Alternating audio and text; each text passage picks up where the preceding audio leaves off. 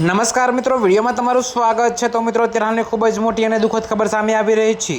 જી હા મિત્રો, તમને જણાવી દઈએ કે સોમવારે પ્રભાતે તેલંગાણાના રાજ્યના જિલ્લામાં એક ભયંકર રોડ અકસ્માતમાં 17 વ્યક્તિઓના મોત નીપજ્યા અને અનેકની સ્થિતિ ગંભીર બની છે। તો મિત્રો, કાંકર ધૂળથી ભરેલો એક ઝડપી વેગે આવતો ડમ્પર રાજ્ય પરિવહન નિગમની બસ સાથે ભીષણ રીતે અથડાયો હતો। તો મિત્રો, અથડામણની તીવ્રતાને કારણે બસને જબરદસ્ત નુકસાન પહોંચ્યું હતું।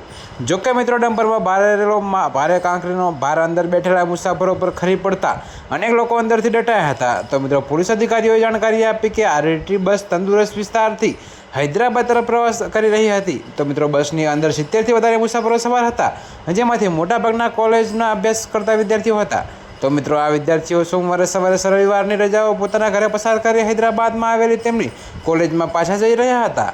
તો રંગારેડ્ડી જિલ્લાના ચેવેલા પોલીસ સ્ટેશનની સીમમાં ખાનપુર ગેટની નજીક આ ભયંકર અકસ્માત બન્યો હતો। જી હા મિત્રો, તો અત્યારે હાલ માટે આટલું જ। મળીશું નવી અપડેટ સાથે। અને જો તમને અમારા વિડીયો પસંદ આવતા હોય તો વિડીયોને લાઇક, કોમેન્ટ, શેર અને અમારી ચેનલને સબસ્ક્રાઈબ કરવાનું ભૂલતા નહીં મિત્રો।